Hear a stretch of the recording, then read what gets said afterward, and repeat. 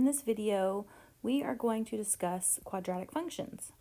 So this corresponds to the college algebra textbook, which can be found for free online at openstacks.org.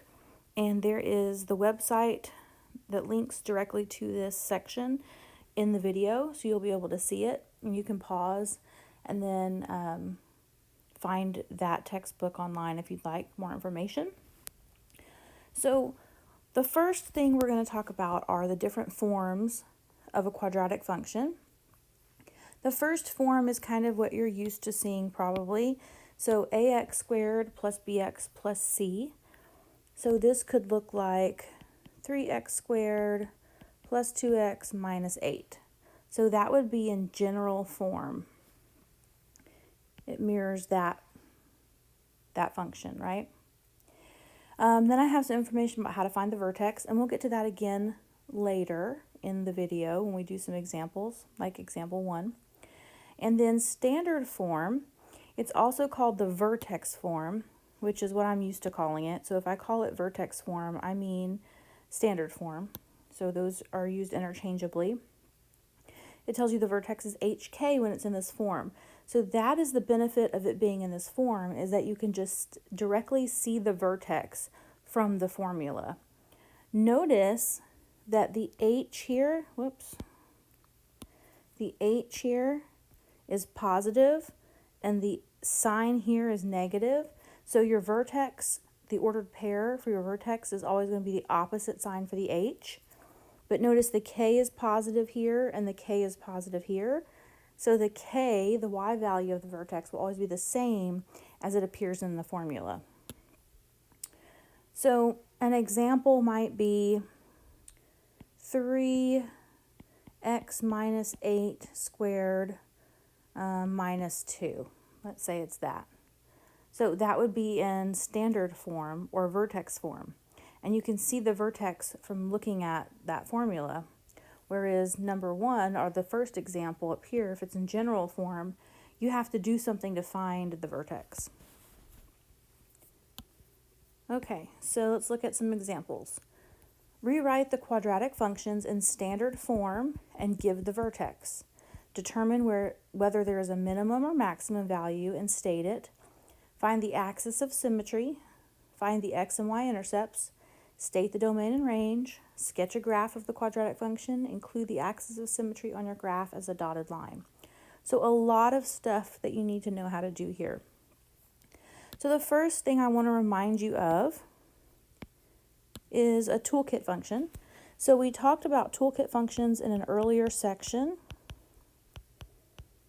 This is your basic quadratic, and it was a toolkit function, and our basic shape is a parabola, a U, that looks like that. It points up if it's x squared.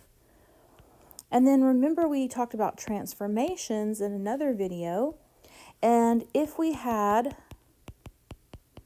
a negative in front of the function like that, that caused the graph to reflect over the x-axis. So that would then go down. So notice on these graphs, and I got all this from stuff that we've done previously, notice on the red graph, the toolkit function, when x squared is positive, you have a very bottom of your graph. This is a minimum. So when your x squared term is positive, you're going to have a minimum on that graph. Look at the blue. When you reflect that over the x-axis, so when the x squared term is negative, you have a top. So you're going to have a maximum value when the x squared term is negative.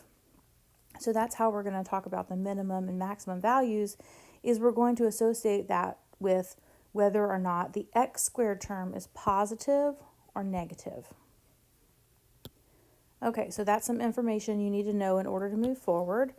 So we'll just kind of block this off and keep it in mind. Okay, let's start going through what it tells us to do. Rewrite the quadratic function in standard form. So right now this is in general form. To get it in standard form, you're going to have to use the complete the square method. So that is what we're going to do here. So we're going to complete the square. Now it's a little bit different from when we talked about completing the square before, because before we were completing the square on an equation, whereas here we're just completing the square on this expression. So x squared minus 12x, we're going to get the x pieces together and put them in parentheses, and then we're just going to separate the constant on the outside of the parentheses. So I just broke it up. Everything looks the same, except I added the parentheses and left a space. So this is going to be your first step as long as there is a 1 in front of the x squared. If there's not a 1, there'll be another step before it, and we'll see that in a future example. So for now, here's our first step. What we want to do then is we want to write a plus blank here, because we're going to make this stuff in parentheses be a perfect square trinomial so that it will factor into a binomial squared. So we're going to put plus blank here, and then since this is an expression, we're going to subtract it here. Let's look at this really quickly. Let's say I added 3 and then I subtract 3. If I add 3 and then subtract 3, those simply zero out. So it's like I'm adding 0. I'm not changing the values of this expression at all, because I'm really just adding 0 in a clever way. So we're going to fill in these blanks, but remember this doesn't change the value. That's why we have to have 2 blanks, one with a plus and one with a minus.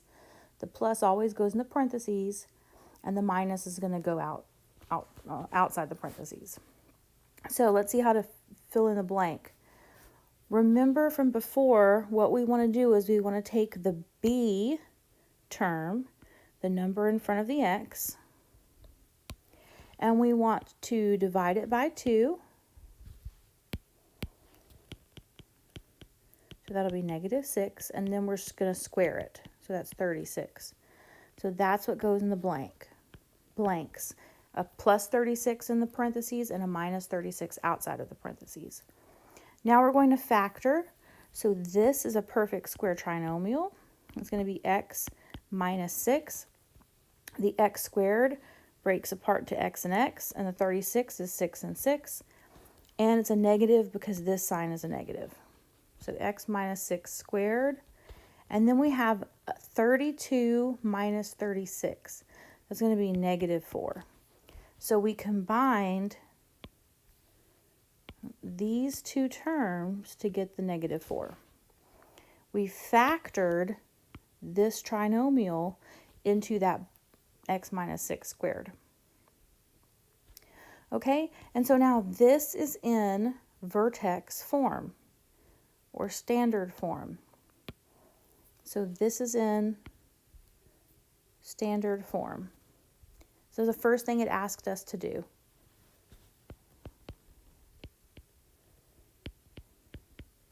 Okay, next it wants us to state the vertex. The vertex can be found from looking at your vertex form. So here is your h, that's your x value, and here is your k. The thing to remember is that the h changes sign. So since it's a -6 in the formula, it's going to be a 6 for the vertex. And since the -4 keeps the same sign, the k is the same sign, it's going to stay -4. So there's the vertex. Okay. Now it says determine whether there is a minimum or maximum value and state it. So the vertex is the point where the graph changes direction. So for example, if our graph is a parabola going up, the vertex is here at the bottom. This is the vertex. So this point, this vertex is where it changes direction. That's also the location of the minimum value or the maximum value. In our case, we have a positive x squared. So the x squared term is positive. Since the x squared term is positive, we're going to have a minimum.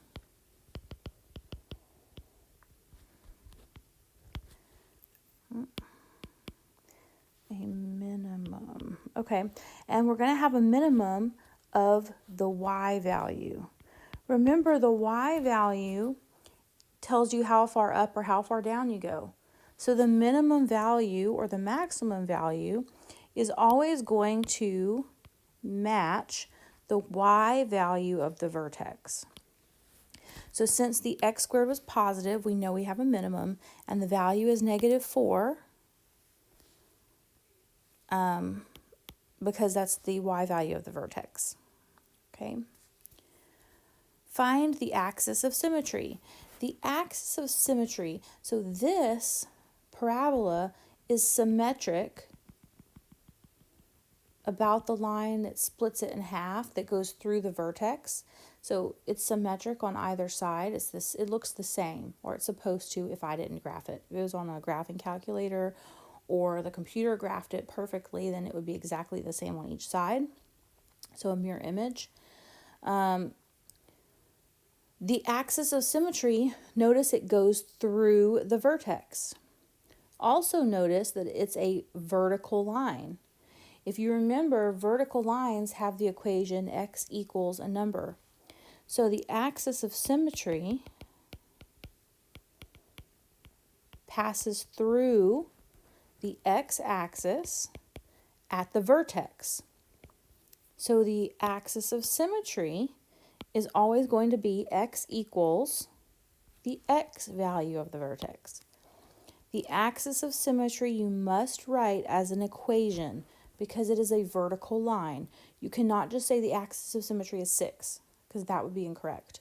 So make sure you always write the axis of symmetry as an equation, and it will always be x equals whatever number the vertex x value is, the h. Okay.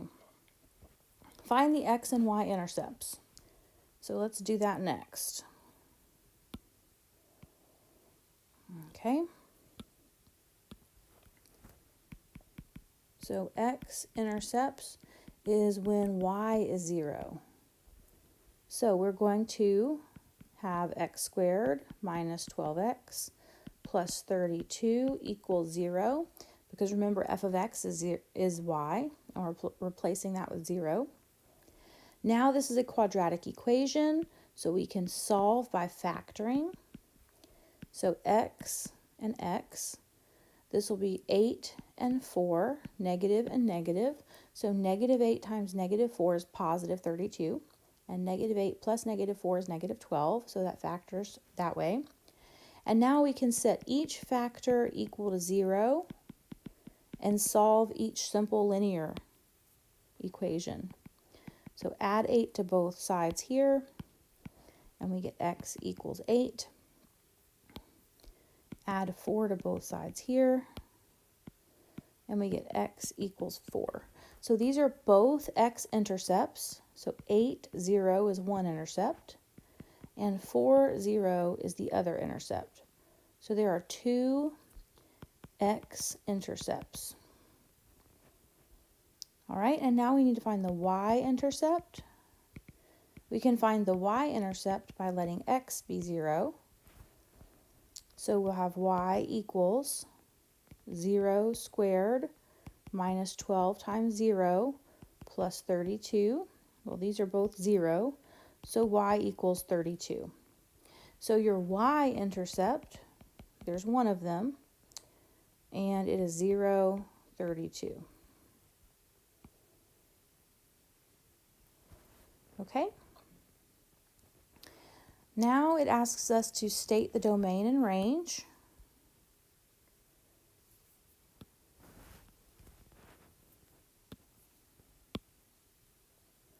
Okay, so the domain and the range.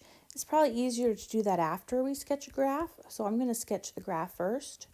And it asks us to sketch the graph and then include the axis of symmetry as a dotted line. So let's do that. So I'm going to use the information I found above. So the vertex is at 6, -4. So 6, -4 is the vertex. The x-intercepts are 4, 0, and 8, 0. And then the y-intercept is 0, 32. So that's clearly not going to be on the graph that we're drawing. It'll be way up there. And so we know that this is going to look something like this. Okay. Now we want to include the axis of symmetry as a dotted line. So I will do that.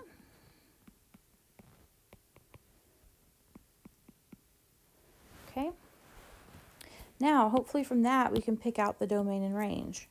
So the domain is left to right. Remember, for a graph like this, we have to use interval notation. And we talk about the leftmost value to the rightmost value. So it's completely continuous. There are no breaks in the graph. So we go from negative infinity to infinity because it has an arrow on each end. So it goes left forever and right forever. And then the range is bottom to top. So the lowest it goes is -4. And the highest it goes is forever. It goes up to infinity. Okay, so that is all of the information you should know for the quadratic functions. You should be able to do any of this at any time when I'm asking about a quadratic. I might not ask you to do all of it at the same time, but these examples are going to show you how to do all of it so that you can see it all a couple of times.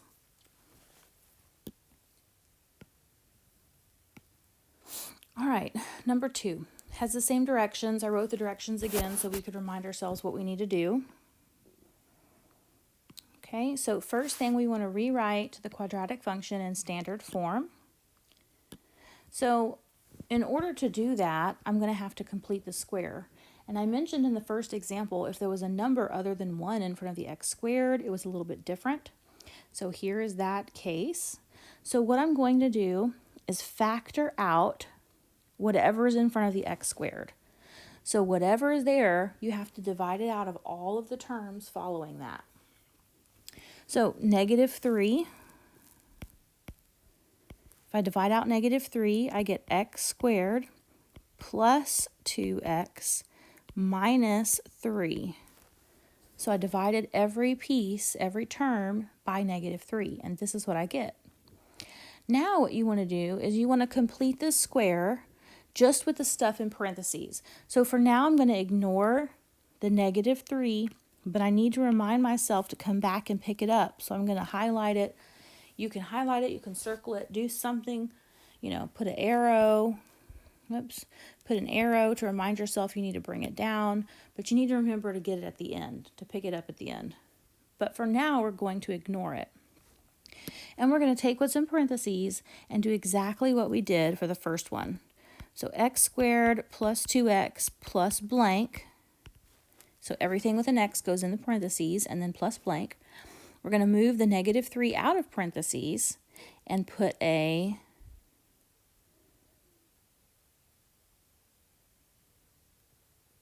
minus blank. Okay, so now we are going to figure out what goes in the blank. So 2 divided by 2, is 1, and then 1 squared is 1. So 1 is going to go in the blank. Okay, and so now we're going to continue like we were before. We're going to factor what's in parentheses here. So this is going to be x plus 1 squared.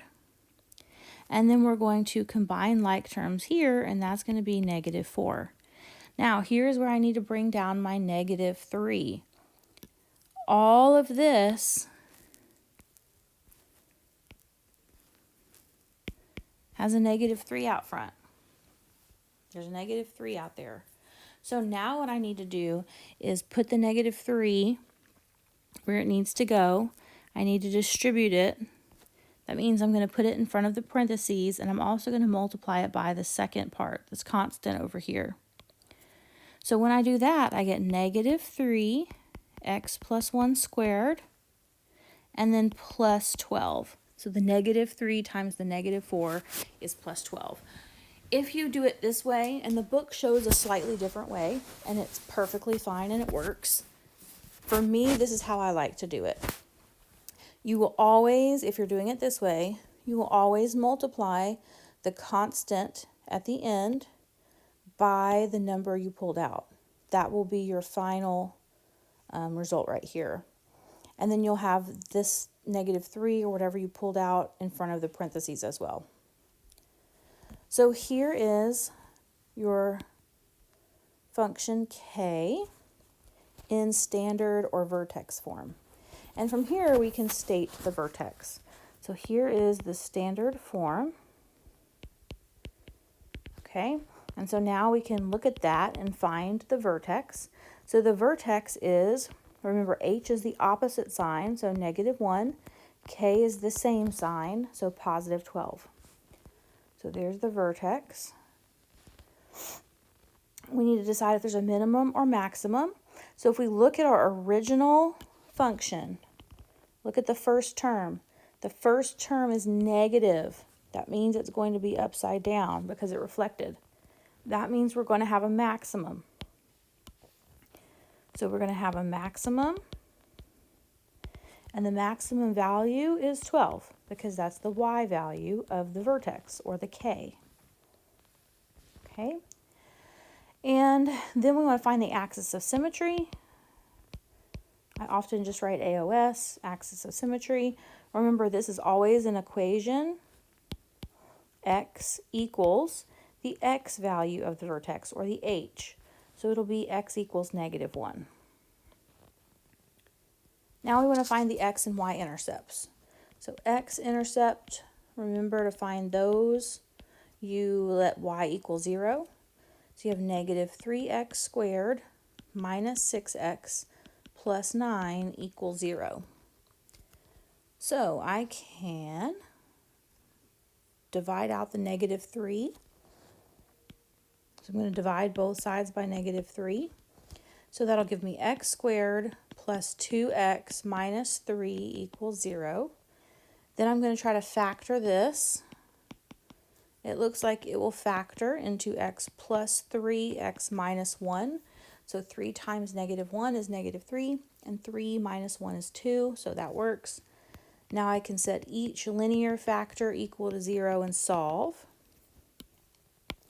So here I'm going to subtract 3 from both sides.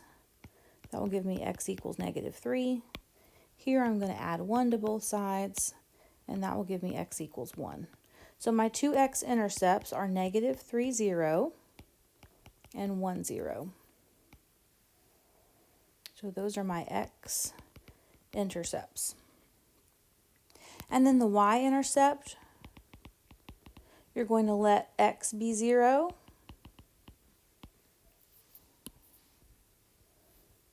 So, we will have -3 times 0 squared minus 6 times 0 plus 9 equals y. So that's 0, so y equals 9. So 0, 9 is your y-intercept. All right, let's see what else we have to find. State the domain and range and sketch a graph. Okay, so let's go down and sketch the graph first, and then we will give the domain and range. So the vertex is -1, 12. So I'm going to say 12, let's see, 10, 11, 12. Let's say 12 is here. So -1, 12 will be there. So it's slightly off the top of our graph. X-intercepts, so let's use those. They have -3, 0, and 1, 0. And then we have the y-intercept of 0, 9, so it'll be here. So now we can connect all those in a parabola.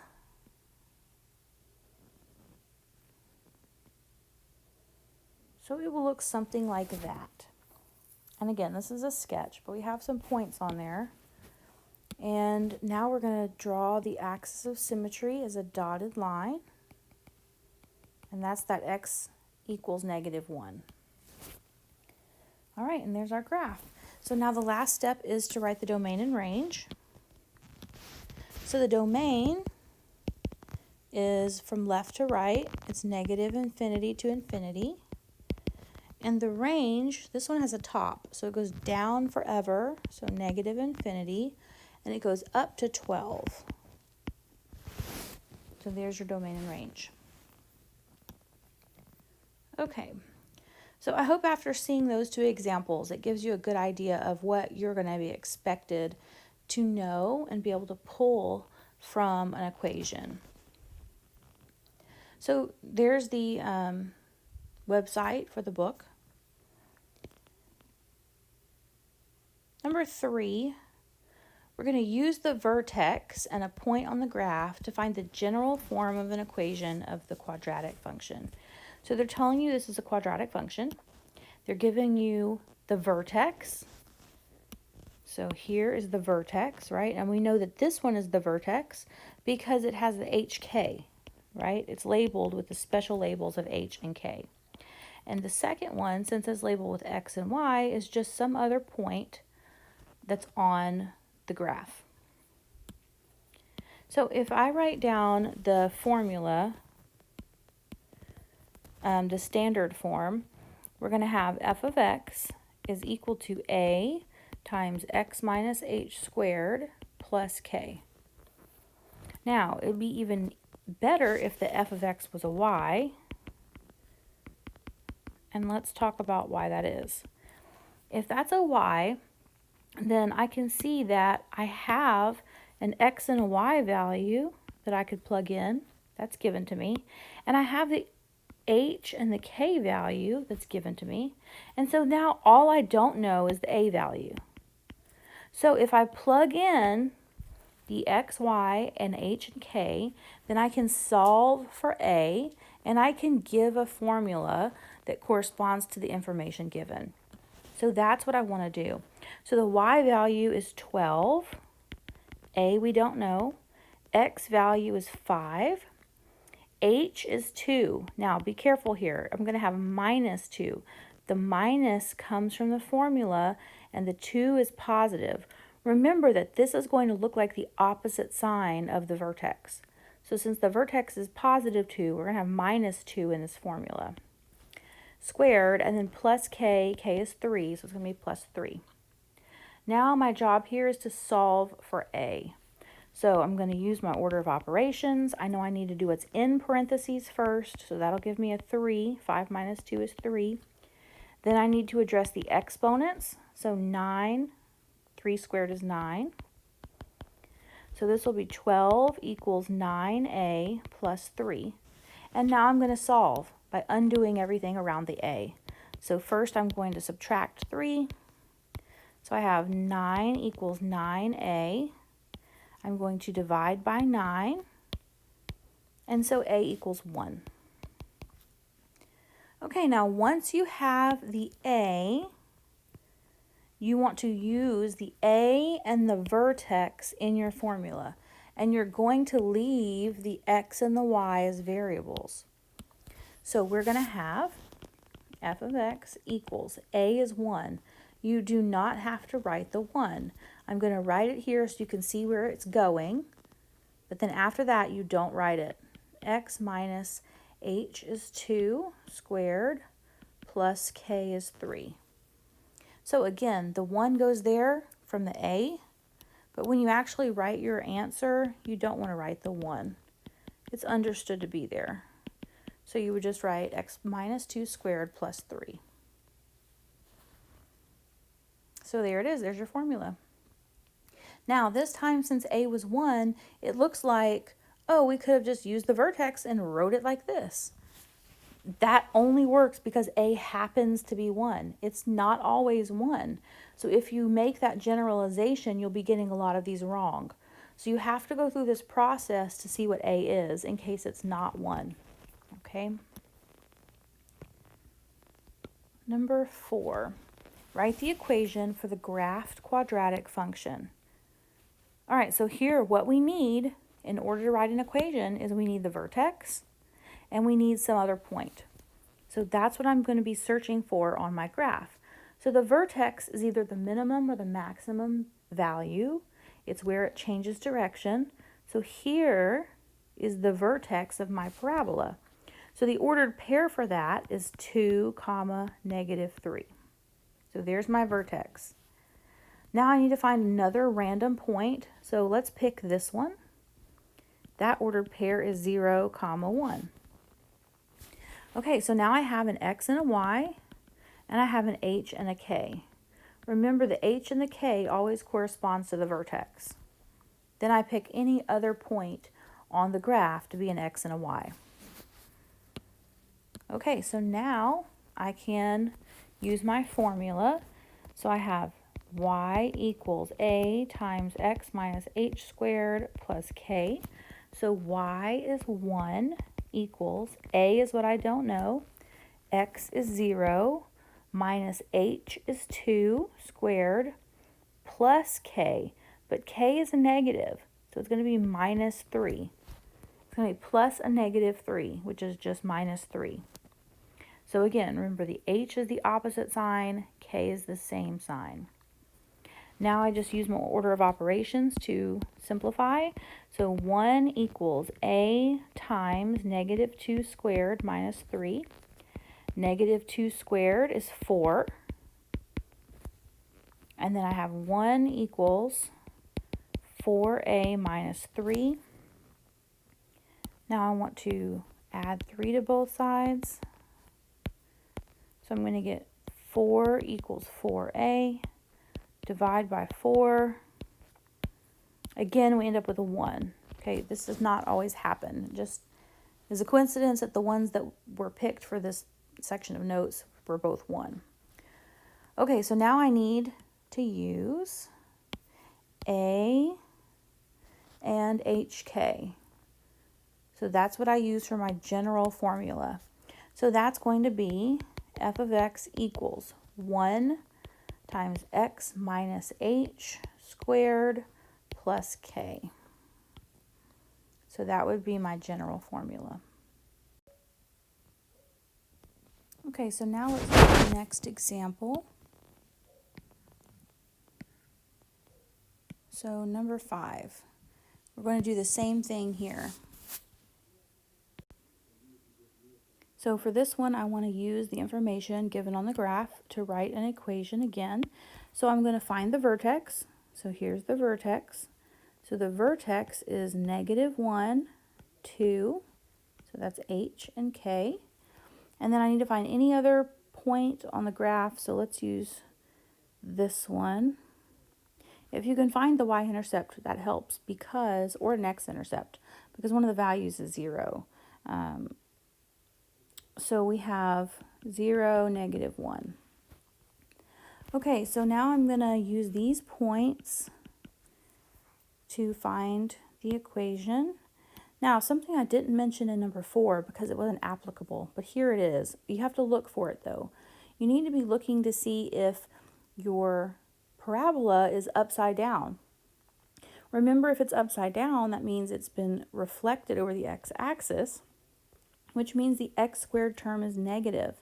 So since this is flipped upside down, you need to remember you have a negative x squared. So you're going to have to kind of add that in, or make sure you get it when you're figuring out your formula. But you should be expecting your x squared to be negative. So we have f of x equals a times x minus h squared plus k.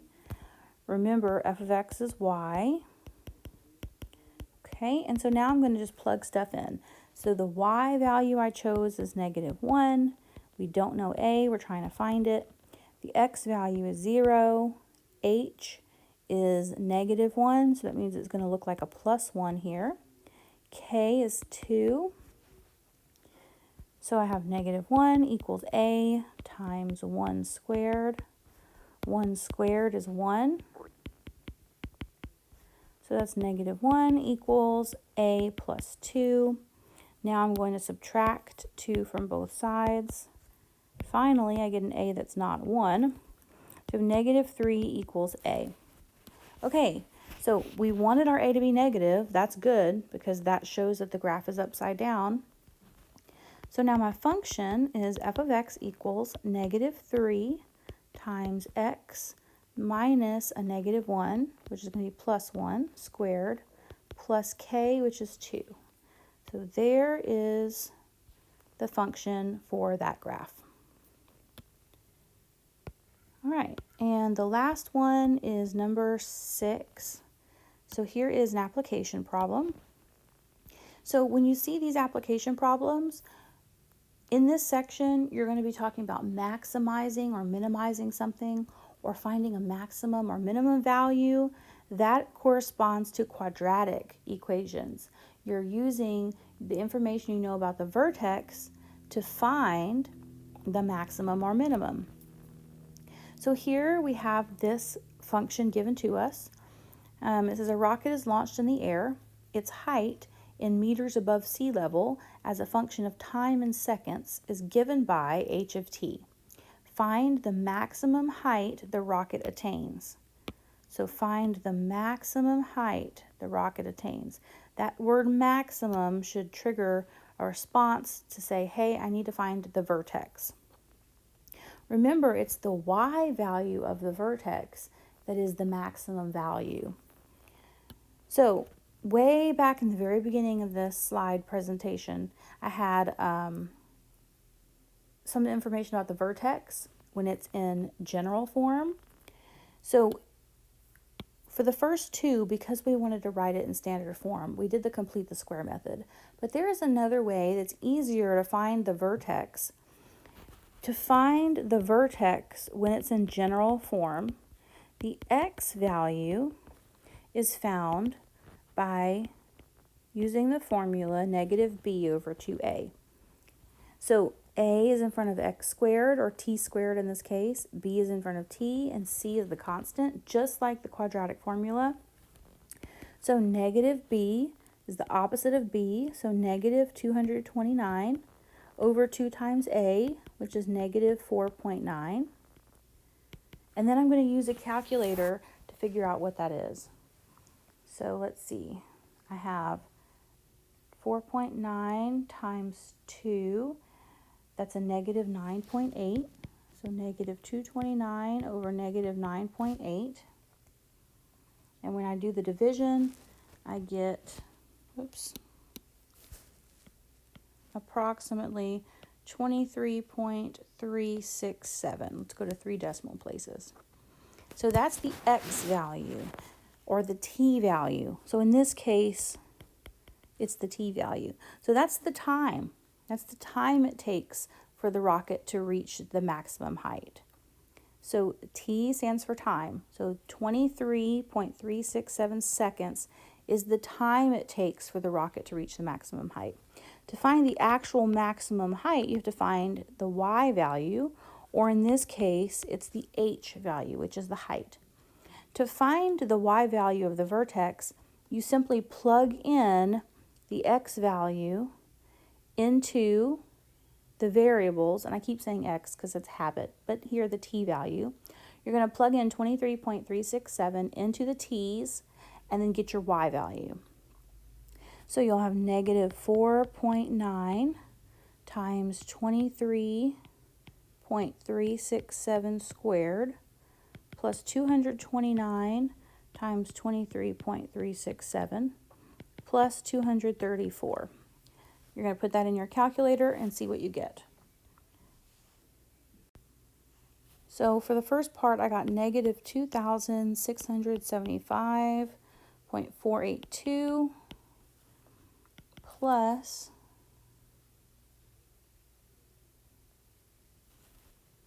$5,351.043 plus 234. And then when I combine that all together,